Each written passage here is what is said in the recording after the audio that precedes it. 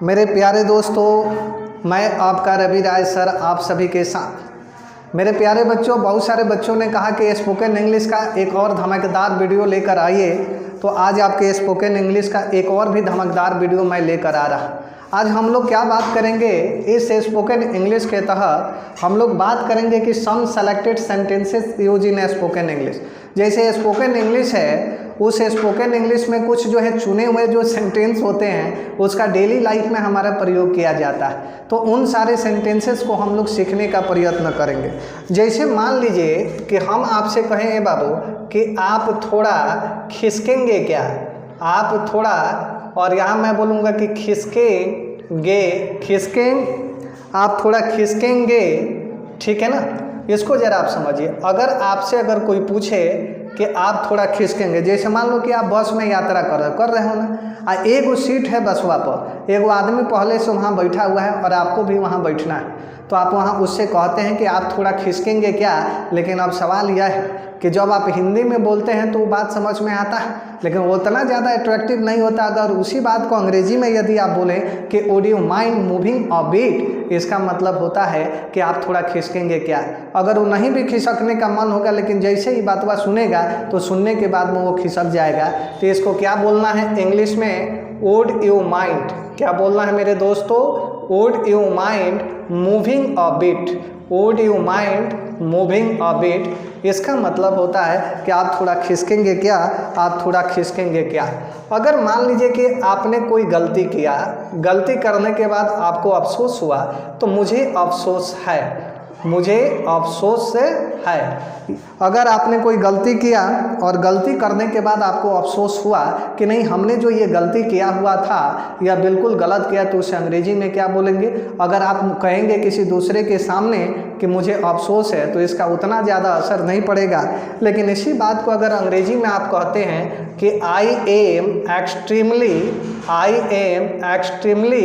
और आप कहेंगे सॉरी, तो इसका मतलब हुआ कि मुझे अफसोस है, सामने वाला जो होगा वह आपको क्या कर देगा, माफ़ कर देगा। अगर मान लीजिए कि तीसरा जो सेंटेंस है उसको हमने लिखा कि इसे अपना ही समझो, इसे अपना ही, और यहाँ हमने लिखा कि समझो। जैसे मान लीजिए कि आपका मित्र है, वह मित्र शादी के शुभ अवसर पर आपके घर पर आया हुआ है, तो घर पर जब आपके मित्र आए हैं तो उसे आप कहते हैं कि जितना भी संपत्ति है इन सारे संपत्ति को तुम अपना ही समझो। तो उसको इंग्लिश में हम क्या कहेंगे, तो इसको हम कहेंगे कि इट्स ऑल योर्स।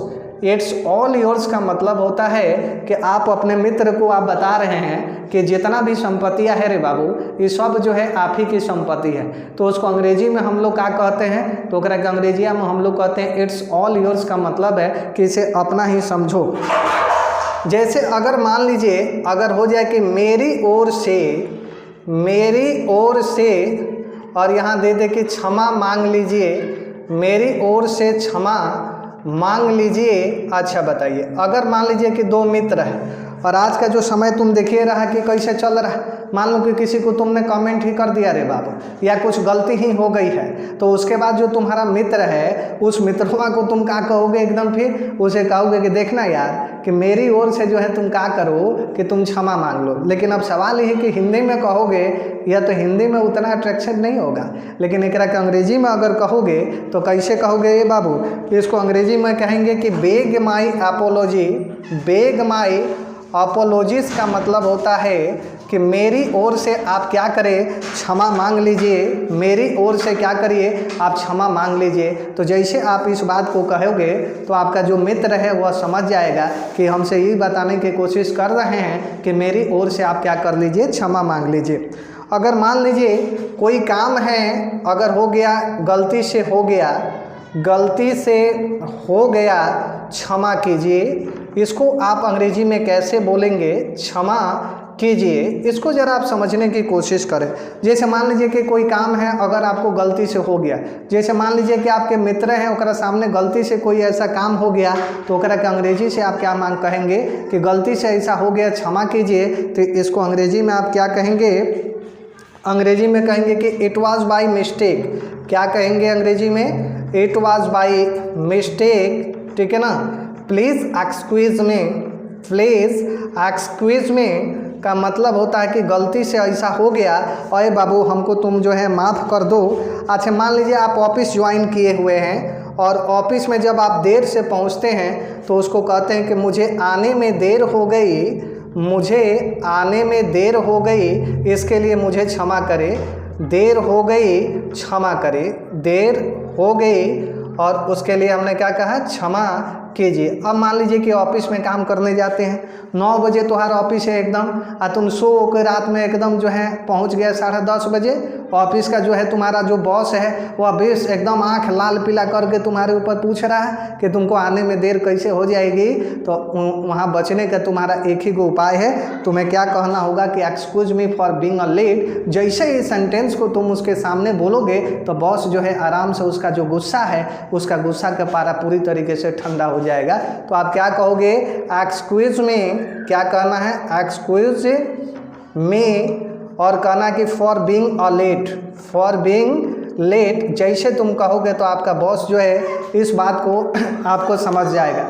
मैं आपको ये डेली यूजेस सेंटेंसेस में आप लोग को बता रहा हूँ, इसको एकदम दिमाग में पूरी तरीके से आपको पुट करके रख लेना है। मेरा ऐसा मानना है कि अगर हम भोजन करते हैं और भोजन में अगर दाल में जो है नमक ही मिलाना अगर भूल जाए तो समझिए कि उस भोजन का टेस्ट पूरी तरीके से ख़त्म हो जाता है। उसी तरीके से जो अंग्रेजी सीखने वाले बंदे हैं उनकी सबसे बड़ी विशेषता यह होती है कि वो सभ्यता को सीखना बहुत ज़रूरी है। अगर आप किसी दूसरे से बातें कर रहे हैं लेकिन वो बातों में अगर शिष्टाचार न हो तो फिर उस बात का कोई मतलब नहीं रह जाता।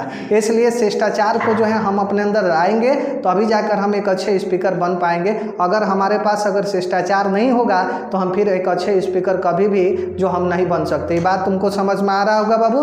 तो अगर मान लीजिए मुझे आने में देर हो गई और क्षमा कीजिए तो इसको अंग्रेजिया में हम लोग बोलते हैं excuse me for being late. और आजकल का जनरेशन इंग्लिश में वो मतलब डिमांड करता है। देखते हो कि कोनो लड़की जाती है और उसको जैसे अगर गलती से अगर टचो हो गया शरीर, मान लो बीरे में जा रही है तो आंखें लाल पीला करती है, लेकिन जैसे तुम कहोगे ना ओकरा से कि एक्सक्यूज मी मैडम, तो मैडम जो है उसका पारा जो है धीरे एकदम आ जाएगा और वो डायरेक्ट कहने लगेगा ओ हो ये तो इंग्लिश वाला बंदा। तो अंग्रेजी से लोग इतना दिल लगा कर प्यार करते हैं, इसलिए आपको अंग्रेजी को दिल लगा कर ही सीखना है रवि राय सर के पास। तो फिर से मुझे आने में देर हो गई, excuse me for being late. मान लो तो और प्रेमिका है, तुम ओकरा से मिलने के लिए जा रहा है लेकिन लेट हो गई तो वहाँ भी बोलना पड़ता है, झुकना पड़ता है। तो वहाँ भी इस सेंटेंस का तुम यूज कर सकता है। क्या कहेगा रे बाबू, excuse me for being late. तो ओकर गुस्सा जितना होगा 7वें आसमान से एक सीधे धरती पर आ जाएगा।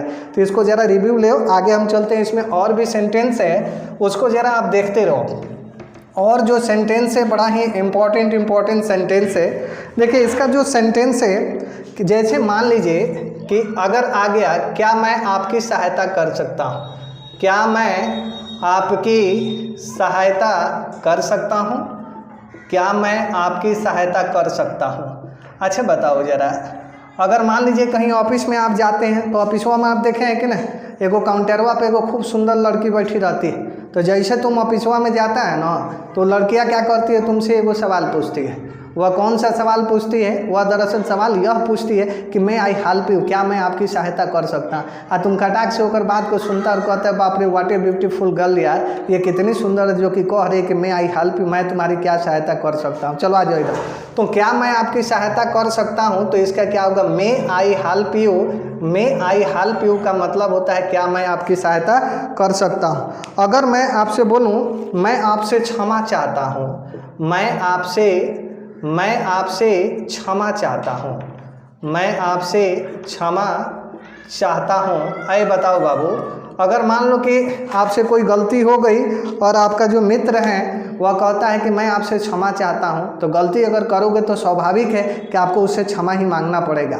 तो ओकरा के कहते हैं कि मैं आपसे क्षमा मांगना चाहता हूँ, तो ओकरा के अंग्रेजिया में कैसे बोलोगे रे बाबू, अंग्रेजी में बोलोगे कि I beg your pardon.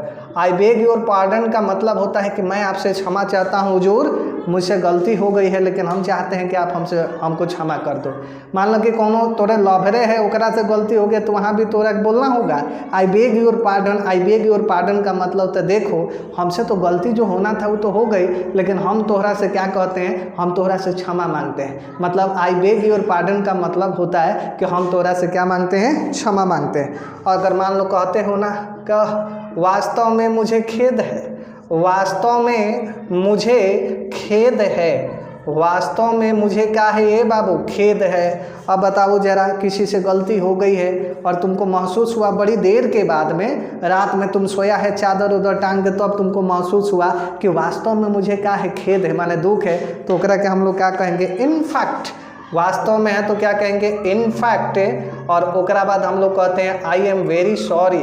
In fact I am very sorry का मतलब है कि वास्तव में मुझे क्या है, बहुत ज़्यादा खेद है। एक और बात, अगर मान लीजिए किसी को, जैसे मैंने मिलने का समय दिया था, मैंने मिलने का समय दिया था,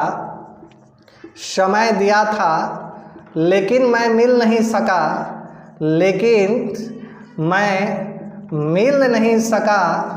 मिल नहीं सका। जब नहीं मिलोगे तो माफ़ी न करना होगा, मिल नहीं सका, मुझे क्षमा करे महाराज, मुझे क्षमा करे।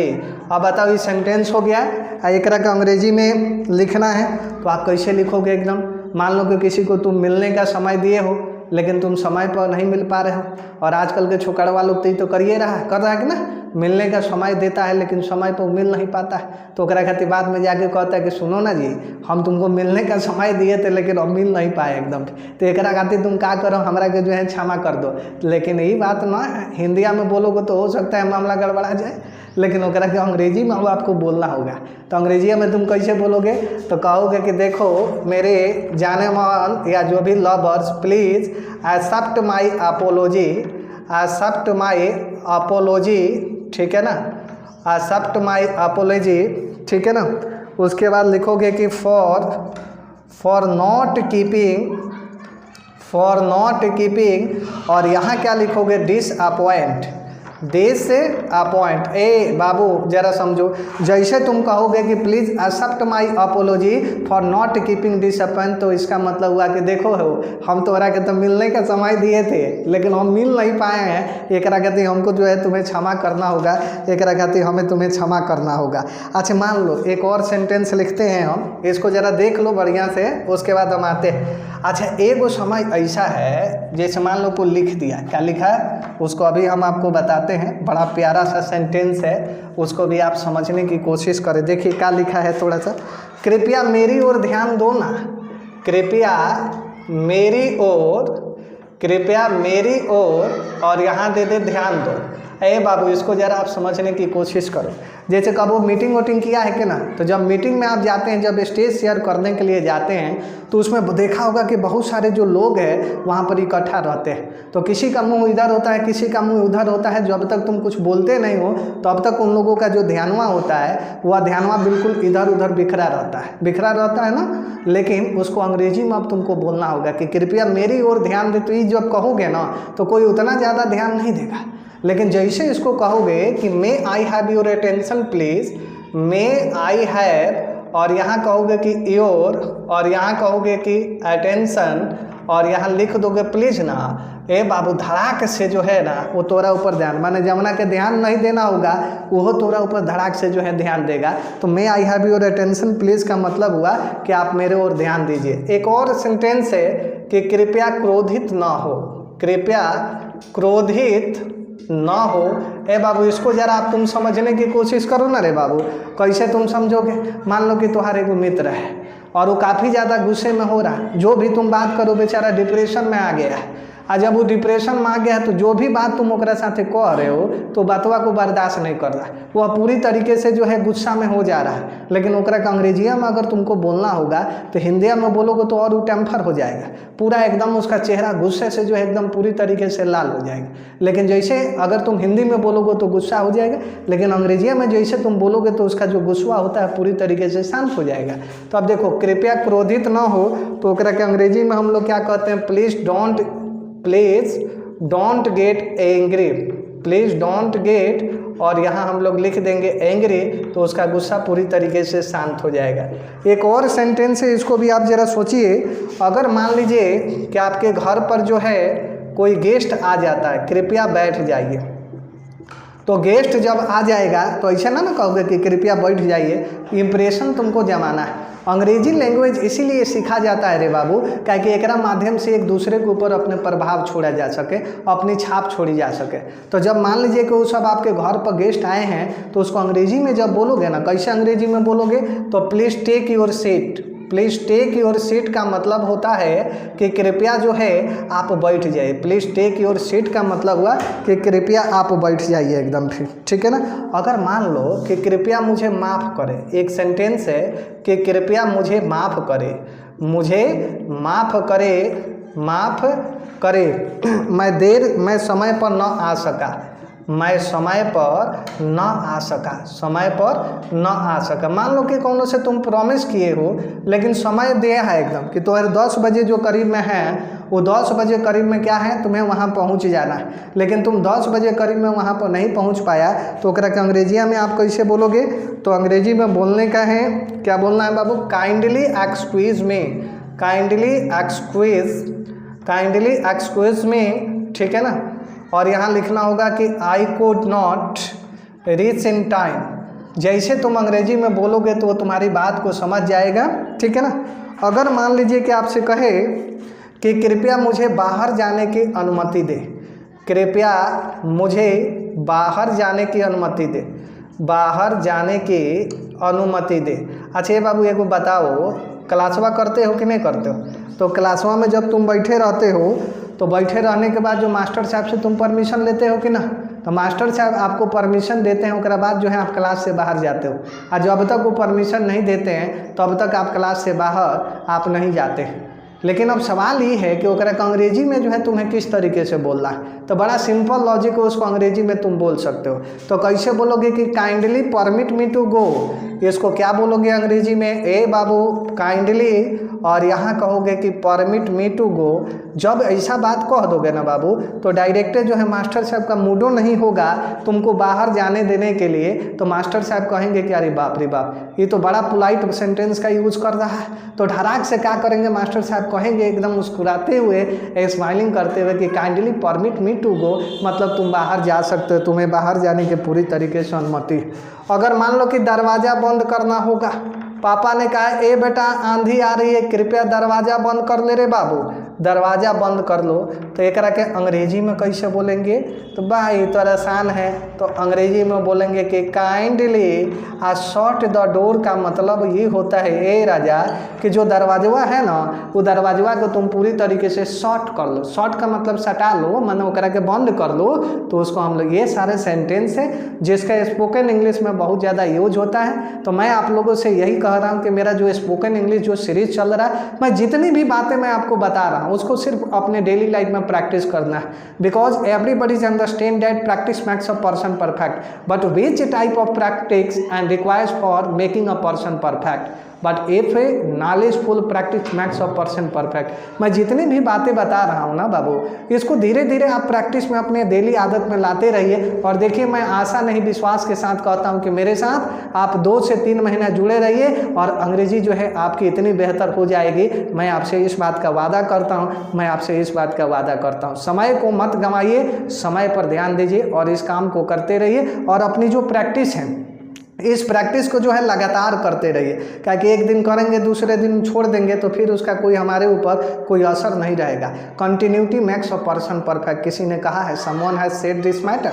तो इसलिए कंटिन्यूटी को हमें बरकरार करके रखना है। हम लोग में से बहुत सारा ऐसा लड़का है जो कि कंटिन्यूटी को बरकरार करके नहीं रखता। आज ससुरा जाएगा तो आज पढ़ेगा 10 घंटा, दूसरे दिन जाएगा तो गुलट के मार के गुलटनिया सो जाएगा। ऐसा नहीं करना है, इसको प्रैक्टिस करते रहिए, मेरे साथ बने रहिए। Thank you very much.